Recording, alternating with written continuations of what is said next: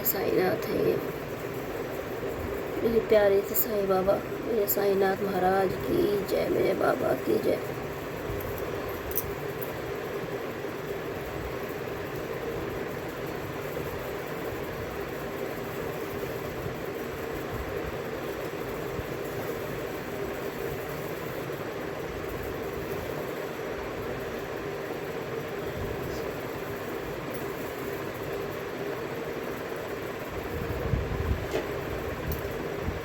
ये मेरी गौ माता प्यारी सी,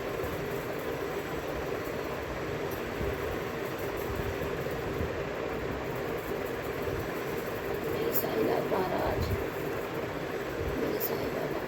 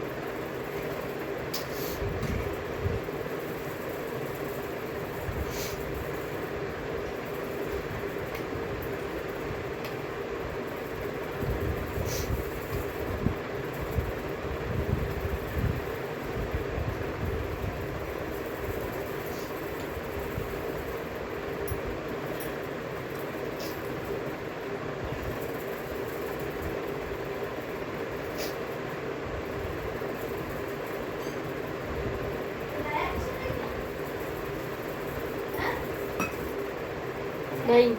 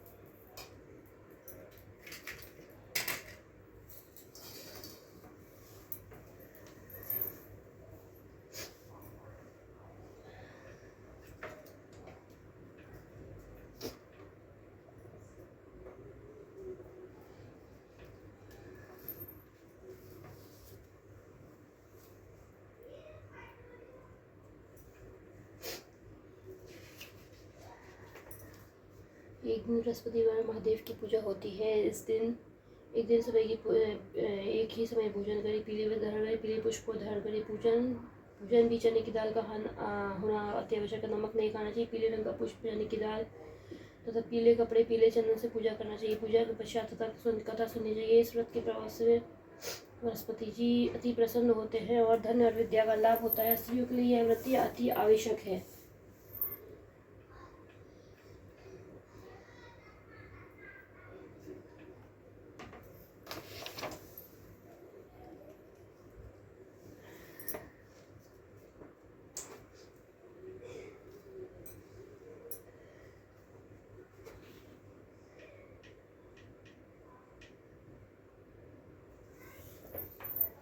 प्राचीन समय की बात है। भारत में एक राजा राज्य करते हुए बड़ा प्रतापी और दानी था। वह नित्य प्रति भगवान दर्शन करना चाहता था। वह ब्राह्मण की गुरु की सेवा किया करता था। उसके बाद द्वार पर कोई याचक निराश होकर नहीं लौटता। वह प्रत्येक गुरुवार को व्रत रखता था, पूजन करता, हर दिन गरीबों की सहायता करता। परंतु यह बात उसकी रानी को अच्छी नहीं लगती थी। वह न व्रत करती थी, न किसी को एक भी पैसा दान में देती थी। वह राजा से ऐसा करने के लिए मना किया करती थी। एक समय की बात है, जब राजा शिकार खेलने के लिए वन को गए थे। घर पर रानी दास से गई थी। उस समय गुरु बृहस्पति साधु को उद्धार करके राजा के दरवाजे पर भिक्षा मांगने आया। साधु रानी से भिक्षा मांगी तो कहना कि हे साधु महाराज, मैं दान से पूरी तंग आ चुकी हूँ। इस कार्य के तो मेरे पतिदेव भी काफी, आप ऐसी कृपा करें कि मेरा सारा धन नष्ट हो जाए, सारा समय नष्ट हो जाए और मैं आराम से रह सकूँ। साधु रूपी बृहस्पति ने कहा, हे देवी, तुम बड़ी विचित्र हो। संतान और धन से कोई दुखी नहीं होता है। इसको तो सभी पापी पुत्र की इच्छा, धन की इच्छा रखता है। अगर तुम्हारे पास धन अधिक है, भूखी मनुष्य को भोजन कराओ, प्यालो हुआ ब्राह्मण को दान दो, दानशालाएं बनवाओ, हुआ तलब बावड़ी आगे बागीचे अतिक्रमण करवाओ और निर्धन को कन्याओं का विवाह करवाओ। सार्थक होगा, इसमें तुम्हें भी स्वर्ग की प्राप्ति होगी। परंतु साधु की इन बातों से वह खुश नहीं हुई। उसने कहा, हे साधु महाराज, मुझे ऐसे धन की आवश्यकता नहीं है जिसको मैं अन्य लोगों में दान देते फिरूं। और साधु ने कहा था, ये देवी, यदि तुम्हारी ऐसी इच्छा है तो मैं तुम्हें जैसा बताता हूँ वैसे ही करना। बृहस्पतिवार के दिन घर गोबर को आंगन से लीपना। अब से पीएम ने केशों को पीली मिट्टी से धोना। केशों को धोते समय सूर्य स्नान करना। सच राजा से कहना, वह हमारा आवश्यक है। भोजन में मांस मदिरा खाना, कपड़े धुलने देना। इस प्रकार 7 बृहस्पति ऐसा करने से तुम्हारा सारा धन नष्ट हो जाएगा। ऐसा कहकर महाराज रूपी बृहस्पति अंतर ध्यान हो गए। रानी ने साधु के कहने के अनुसार 7 बृहस्पति तक ऐसा करने के विचार किए। साधु की बताई धन के अनुसार करते केवल 3 बृहस्पति और बीती थी कि उनकी सारी धन संपत्ति नष्ट हो गई। भोजन के लिए दोनों समय परिवार तरसने लगा तथा सारे दूसरे भूखी भोगों से दुखी रहने लगे। तब राजा रानी से कहने लगी, हे रानी, तुम यहाँ पर आओ, मैं दूसरे देश को जाता हूँ, क्योंकि यहाँ पर सभी मनुष्य जानते हैं मैं कोई कार्य नहीं कर सकता। मैं प्रदेश जा रहा हूँ, कोई काम धंधा करूँगा, शायद हमारे हम भाग्य बदल जाए। ऐसा करके राजा प्रदेश चला गया। वहाँ से लकड़ी काट कर लाता और शहर में बेचता है। इस तरह बजाय इस में जीवन व्यतीत करने लगा। इधर राजा की मेरी रानी दासियाँ भी बहुत दुख से रहने लगी। किसी दिन के भोजन मिलता, किसी दिन जल पी कर ही रह जाती। एक समय की बात है, दासी को 7 दिन तक भोजन व्यतीत करने पड़े और राजी ने दासी से कहा कि हे दासी, यहाँ पास ही नगर में मेरी नगरी बहन रहती, तू बड़ी धनवान है, तू उसके पास जाए, पास से भोजन मंगा कर ले, जिससे सब कुछ समय के लिए गुजारा हो जाएगा। दासी की बहन रानी की बहन के पास आई। रानी की बहन उसी समय पूजा कर रही थी। बृहस्पति अगर देवता पर दासी ने रानी से बहन से कहा कि हे रानी, मुझे आपकी बहन ने भेजा है, मुझे पास से भेजा दे दो। दासी ने यह बात नहीं बार कही, परंतु उसकी बहन ने कोई उत्तर नहीं दिया, क्योंकि वह भगवान पर उसमें रसोई की कथा सुन रही थी। तब दासी ने रानी से बहन से कोई उत्तर नहीं मिला तो वह दुखी हो गई। उसे क्रोध भी आया। वह लौटकर रानी से बोली, हे रानी, आपकी बहन तो बहुत ही घमंडी है, मैं छोटे लोगों से बात करना पसंद नहीं करती। मैंने उससे कहा तो उसने कोई उत्तर नहीं दिया। मैं वापस चली आई। रानी बोली, हे दासी, इसका कोई दोष नहीं है, जब बुरे दिन आते हैं तो कोई सहारा नहीं देता है। अच्छे बुरे का विपत्ति में ही लगता है, जो ईश्वर की इच्छा होगी वही होगा। हमारे भाग्य का दोष है। तो रानी की बहन ने सोचा कि मेरी बहन की पूरी दासी आई थी, परंतु वैसे कुछ बोल न सकी, इससे दुखी होगी। कथा सुन विष्णु भगवान का पूजन कर समाप्त कर अपनी बहन की घर गई। कहने लगी, हे बहन, मैं बृहस्पति व्रत करी थी, तुम्हारी दासी हमारे घर आई थी और जब तक कथा होती है हम लोग ना उठते हैं ना बोलते हैं, इसलिए मैं नहीं बोली। दासी क्यों गई थी? रानी बोली, बहन, हमारे घर में अनाज नहीं था, वैसे तुम्हारे से कोई बात छिपी नहीं है, इस कारण मैंने दासी को तुम्हारे पास से भोजन लेने के लिए भेजा था। रानी की बहन बोली, बहन देखो, बृहस्पति भगवान की सब मनोकामना पूर्ण करते, देखो शायद तुम्हारे घर में कोई अनाज रखा हो। यह देखकर दासी घर के अंदर गई तो उसने घड़ा बेजर का भरा हुआ देखा। उसमें बड़े हैरान हुए। उसने एक एक बर्तन देख लिया था, पर उसको पर उसने बाहर आकर रानी को बताया तो रानी बहुत दासी कहने लगी, हे रानी देखो, वैसे हमको जब अन्न नहीं मिलता है तो हम सभी व्रत करते हैं, पर इससे व्रत की विधि कर ले पूछ ली जाए तो हम भी व्रत कर लिया करेंगे। दासी के कहने पर रानी ने अपनी बहन से बृहस्पति के बारे में पूछा तो वह कहने लगी कि रानी बहन बृहस्पति को से उठकर पूरी स्नान करके बृहस्पति का व्रत करना चाहिए, लेकिन उस दिन सिर नहीं धोना चाहिए। बृहस्पति के दिन चने की दाल मुनक्का से भगवान का पूजन करना चाहिए। पूजन कर दीपक जलाओ और एक ही समय भोजन करे और पीले भोजन खाद प्रातों का करे कथा सुने। इस प्रकार के करने से गुरु भगवान अति प्रसन्न होते हैं। उसका पुत्र दान देते हैं। इस पूजन विधि बताकर रानी की बहन अपने घर पर लौट आई। रानी दोनों ने निश्चय किया कि बृहस्पति देव भगवान का पूजन करने जरूर करेंगे। 7 दिन तक बृहस्पति आया तो उन्होंने व्रत रखा। गुड़साल में चने लाकर गुड़ी बीन लाई और उसकी दाल से केले की जड़ में विष्णु भगवान का पूजन किया। और भोजन कहाँ से लाए, दोनों बड़ी दुखी हुई, परंतु उन्होंने व्रत किया और इस कारण बृहस्पति देव ने भगवान प्रसन्न थे। एक साधारण व्यक्ति के रूप में 2 थाल में पीला भोजन लेकर आ दासी को देकर बोले, ये दासी तुम्हारी रानी के लिए, तुम दोनों करना। दासी भोजन पाकर बड़ी प्रसन्न हुई। रानी ने बोला, रानी जी भोजन कर लो। और रानी को भोजन के बारे में कुछ पता नहीं था। वह दासी से बोली, जा तू ही भोजन कर ले, तू ही भोजन कर, तुम्हारी व्यर्थ में हंसी उड़ाती है। दासी बोली, एक व्यक्ति दो थालों में भोजन देकर गया है। रानी कहने लगी, वह भोजन तेरे लिए ही गया है, तू ही भोजन कर। दासी ने कहा, वह व्यक्ति हम दोनों के लिए 2 थालों में भोजन देकर गया है, इसलिए आप और मैं दोनों साथ साथ भोजन करेंगे। फिर दोनों ने भगवान को नमस्कार करके भोजन प्रारंभ किया। उसके बाद वे प्रत्येक गुरुवार को गुरु भगवान का व्रत करके पूजन करने लगी। बृहस्पति भगवान की कृपा से उनके के पास धन हो गए, परंतु फिर भी पहले की तरह आलसी की रहने लगी। तब दासी बोली, देखो रानी, तुम्हें पहले धन था, तुम बहुत आलस कर दी, जब तुम्हारे पास दोबारा से धन आया तो तुम फिर से आलस करती हो। हमें कितनी मुश्किल तो हमने ये धन पाया है, इसलिए हमें दान पुण्य करना चाहिए, भूखे को भोजन करना चाहिए, प्याऊ लगवाना चाहिए, ब्राह्मण को दान देना चाहिए, कुंवारी लड़कियों का विवाह कराना चाहिए और तालाब बावड़ी आदि खुदवाने चाहिए और मंदिर पाठशाला बनवाकर दान दो। धन को शुभ कार्य में खर्च करो, इससे तुम्हारे कुल का यश बढ़े, तो सुख की प्राप्ति और तो पृथ्वी प्रसन्न हो। दासी की बात को सुनकर रानी ने इस प्रकार से कार्य प्रारंभ किया तथा उसका काफी यश फैला गया। एक दिन जब दासी और रानी आपस में विचार करने लगी कि न जाने राजा किस दशा में होंगे, उनकी कोई तो खोज खबर नहीं है। फिर उन्होंने प्रार्थना की कि भगवान ने रात्रि में राजा को सपन में कहा कि राजा उठ, तेरी रानी लौटती हो तो अपने देश को लौट जा। प्रातः में लौटकर जंगल में लकड़ियाँ काटकर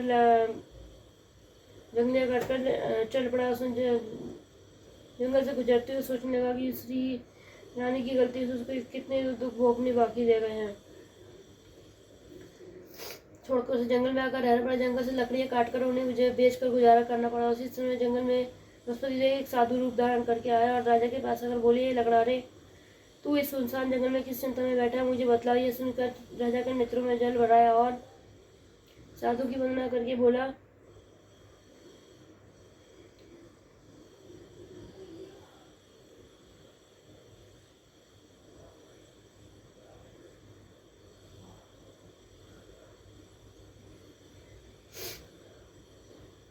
राजा प्रातः लौटकर जंगल से लकड़ी काटकर लानी जंगल की ओर चल पड़ा। जंगल से गुजरते हुए सोचने लगा कि रानी की गलती से कितने दुखों को भोगने बाकी रह गए। राजपाट छोड़कर जंगल में आकर रहना पड़ा। जंगल से लकड़ियाँ काटकर उन्हें बेचकर गुजार करना पड़ा। उसी समय जंगल से बृहस्पति एक साधु को रूप धारण करके आया। राजा के पास आकर बोले, हे लकड़ारे, तू इस सुनसान जंगल में किस चिंता में बैठे, मुझे बतला। यह सुनकर राजा के नेत्र में जल पाया। साधु की वंदना करके बोला, हे प्रभु, आप तो सब कुछ जानने वाले हैं। इतना कहकर राजा ने साधु की अपनी संपूर्ण कहानी सुना दी। महात्मा तो स्वभाव से दयालु होते हैं। राजा से बोले, हे राजा, तुम्हारी पत्नी तो ने बृहस्पति के प्रति अपराध किया था, जिसके कारण तुम्हारी यह दशा हुई है। तुम किस प्रकार की चिंता मत करो, भगवान तुम्हें पहले से अधिक धन देकर। देखो, तुम्हारी पत्नी ने बृहस्पति का व्रत किया है, प्रारंभ किया। तुम भी बृहस्पति का व्रत करने का चने की दाल, गुड़ व जल को लोटे में डालकर केले के पत्ते से भगवान विष्णु का पूजन करो।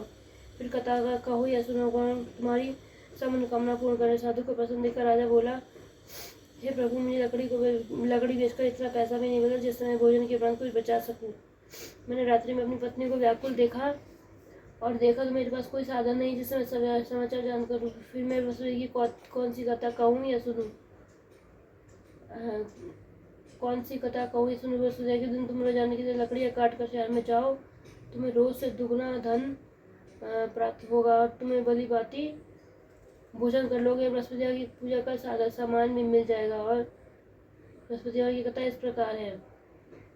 प्राचीन समय की बात, प्राचीन काल से एक बहुत ही निर्धन ब्राह्मण था। उसे कोई संतान नहीं थी।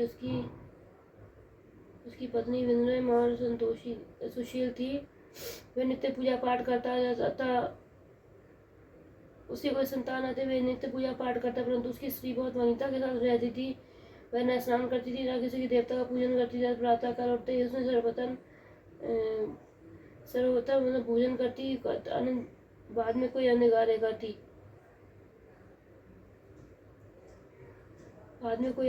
करती। और बाद में ब्राह्मण देवता बहुत दुखी होते, पत्नी को बहुत समझाते, किंतु उनका कोई परिणाम ना निकलता। भगवान के अनुकंपा से एक समय की बात, ब्राह्मण की पत्नी गर्भवती हुई। उसे 10 महीने में सुंदर कन्या को जन्म दिया। निर्धन कन्या उसके जन्म से बहुत दुखी हुआ और धीरे धीरे वह कन्या बड़ी होने लगी। उसका बचपन से ही उसको कन्या की रुचि भगवान विष्णु में थी। ऐसा वह प्रातःकाल उठते ही स्नान आदि करके भगवान विष्णु की पूजा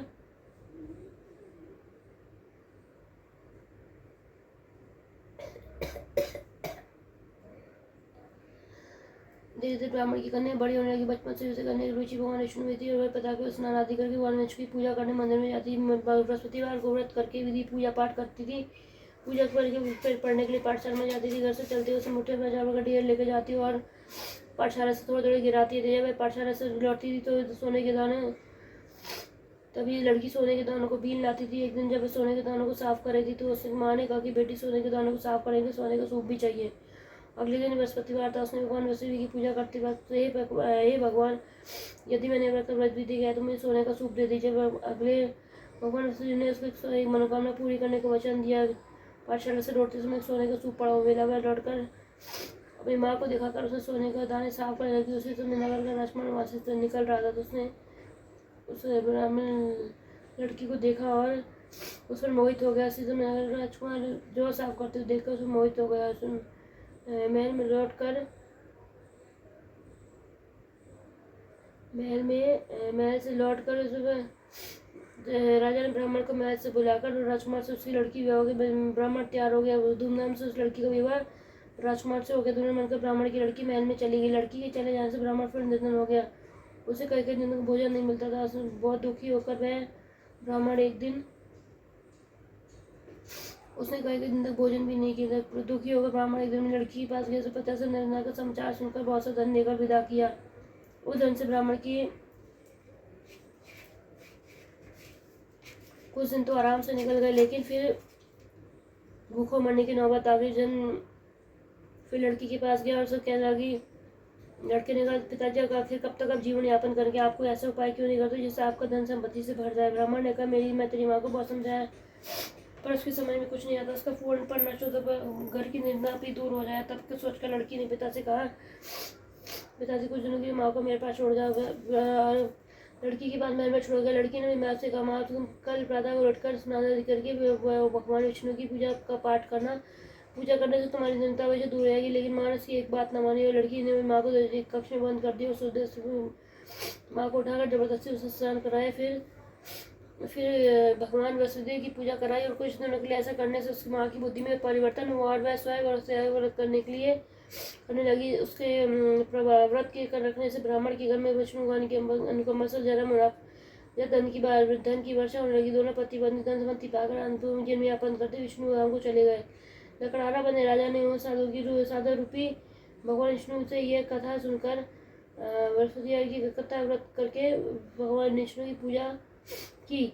उस दिन उसने सभी कलेश दूर हो गए।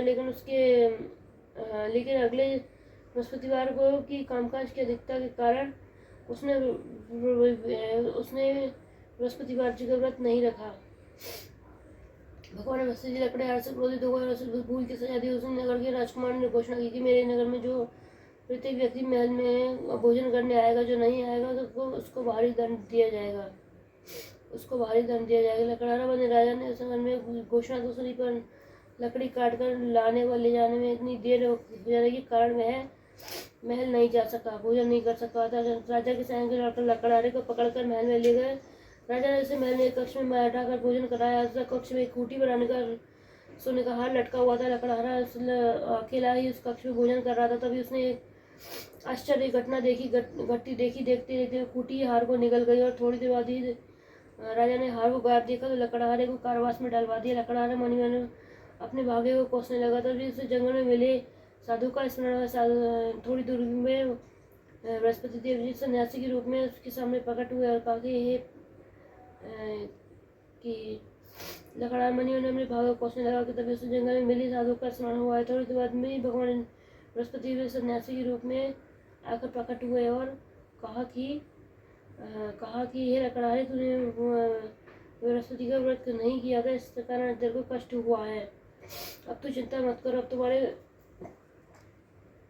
कारागार के दरवाजे में पैसे पड़े मिलेगी, तुम उनसे अपनी भगवान से लेकर व्रत करो, उसकी सब पूजा करोगे तो सब कुछ ठीक हो जाएगा। बृहस्पतिवार के दिन दरवाजे पर पड़े पैसे मिले, चने की गुड़ मंगा कर लकड़हारे ने बृहस्पतिवार की कथा कही तो भगवान बृहस्पति ने प्रसन्न होकर उस नगर के राजकुमार से सपन में लकड़हारे को कारागार से मुक्त करने को कहा। सुबह राजा ने उसे कक्ष में आकर देखा तो खूंटी बनाने का हार टंगा हुआ था। राजा ने लकड़हारे को मुक्त कर दिया और उसे धन आभूषण देकर उसे विदा किया। फिर लकड़हारा बना राजा ने उस नगर से चलकर पहुंचा तो नगर में कुएं, धर्मशाला, बाग बगीचे आदि प्रसन्न देखकर राजा ने उसे कुएं धर्मशाला किसने बनवाई है यह उसे बताया कि ये सब रानी और दासिनी बनवाई है। राजा महल में पहुंचा तो उसका भव्य स्वागत किया गया। तो राजा ने निश्चय किया कि वह सब समय तो सभी व्रत करते हैं, पर मैं तो 3 दिन व्रत करूंगा और कथा भी कहा करूंगा और 3 बार कथा कहा करूंगा।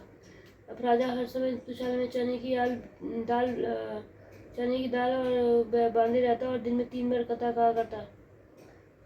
राजा को अपनी बहन की याद आई। उसने घोड़े पर सवार होकर अपनी बहन से मिलने के लिए चल दिया। अभी राजा नगर की पहुंची तभी उसने कुछ लोगों के एक शव ले जाते हुए देखा। उसने सोचा आज मैंने किसी को कहानी नहीं आज मैंने किसी को कथा नहीं सुनाई है, तो मैं अभी राजा नगर के पहुंचा ही था कि कथा नहीं सुनाई है। तो राजा ने लोगों से रोकर कर भाइयों में शव ले आने से पहले मेरी कथा सुन लो। लोगों ने राजा को खुद तो कहा कि तुम पागल तो नहीं हुए। कुछ बड़े बूढ़े लोगों ने कहा कि अच्छा भाई, मैं चलते तुम्हारी कथा सुना लूँ। राजा ने चलते हुए आधी कथा सुनाई थी कि शव लेने लगा। पूरी कथा सुनाई तो चम उठकर बैठ गया। फिर लोगों ने हैरानी से दांत तले उंगली दवाई और बसप्रिय की कथा का व्रत करने व कथा सुनने का निश्चय किया। घोड़े पर सवार होकर राजा चलते किसान के यहाँ पहुंचा। किसान में खेत में हल चला रहा था तो राजा ने कहा कि अरे भाई, मुझसे बसप्रिय की कथा सुन लो।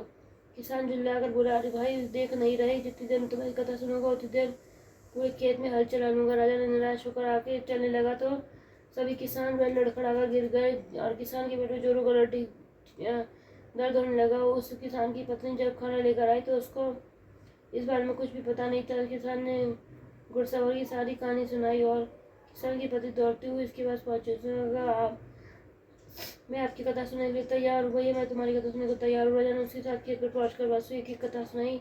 तभी बैठ कर खड़े हो गए। राजा के किसान के पेट में दर्द ठीक हो गया। तभी राजा अपनी बहन के घर पहुंचा तो उसे बहुत आवगत हुई। उसने एक दिन सुबह उठकर राजा से कहा कि राजा ने देखा कि सभी घर के लोग भोजन कर रहे हैं, किसी को भोजन कराए बृहस्पति का व्रत कर रहे खाना नहीं खाता था। और उसने बहन से कहा, भैया हमारे घर तो क्या पूरे नगर में कोई ऐसा व्यक्ति नहीं मिलेगा जिसने भोजन ना किया हो।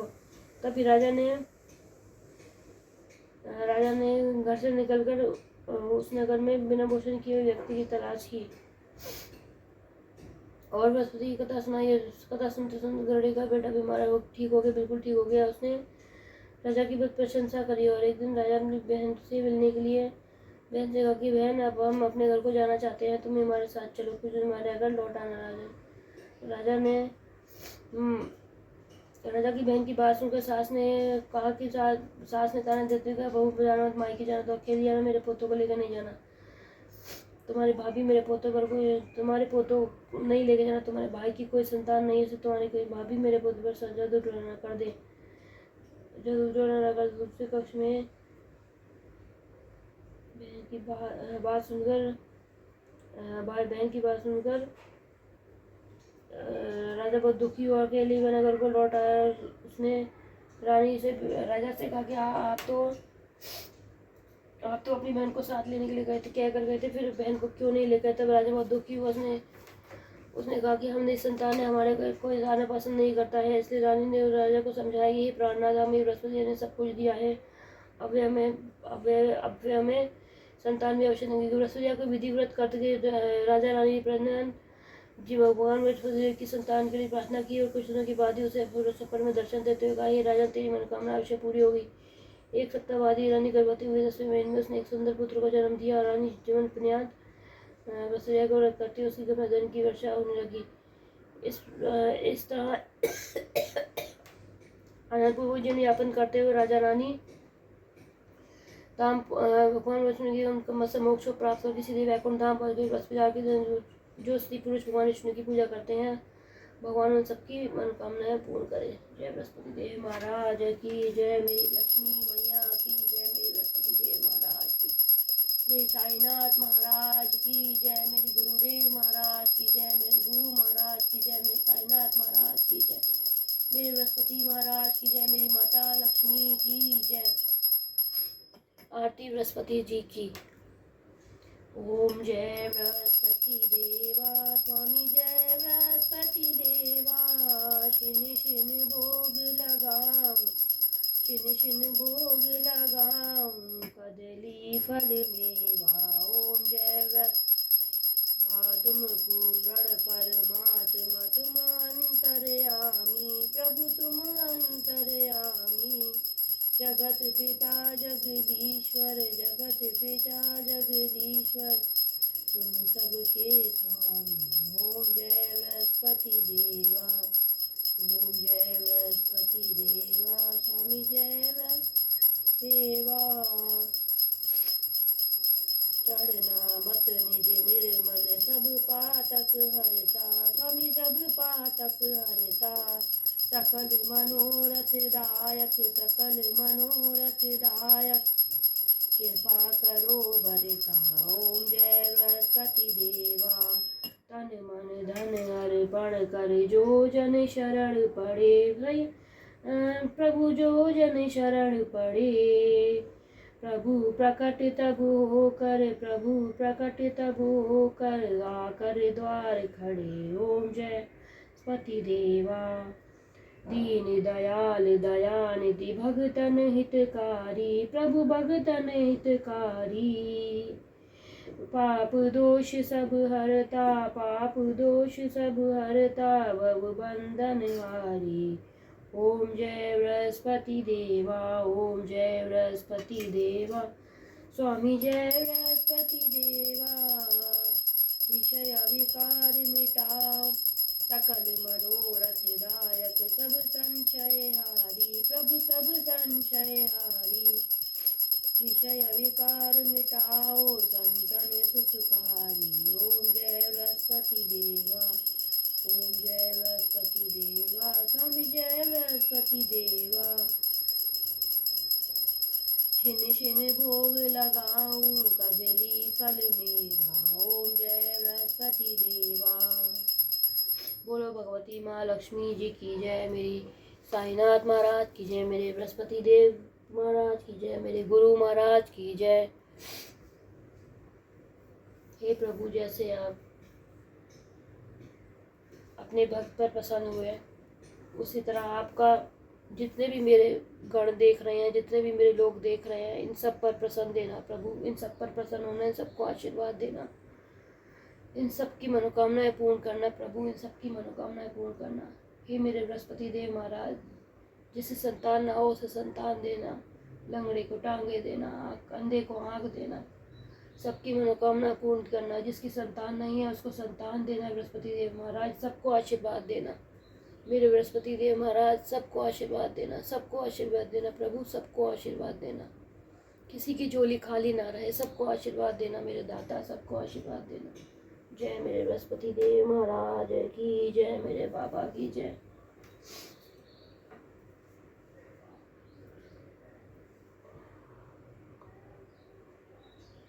जय मेरे बृहस्पति देव महाराज की जय। बोलो बृहस्पति देव महाराज की जय। बृहस्पति देव महाराज की जय। माता लक्ष्मी की जय। साईनाथ महाराज की जय। मेरी लक्ष्मी मैया की जय। हर हर महादेव, हर हर महादेव। मेरे बृहस्पति देव महाराज की जय।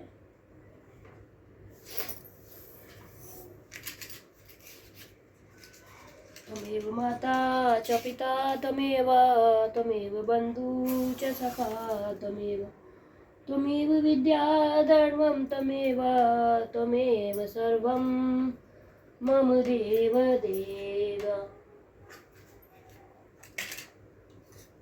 त्वमेव माता च पिता त्वमेव बन्धु च सखा त्वमेव विद्या धर्मं त्वमेव सर्वं मम देव जय मेरे बृहस्पति देव महाराज की जय, मेरे बाबा की जय, मेरे गुरुदेव महाराज की जय, मेरे साईनाथ महाराज की जय, मेरे बाबा की जय, मेरे साईनाथ महाराज की जय, मेरे गुरुदेव महाराज की जय, मेरे गुरुदेव महाराज की जय।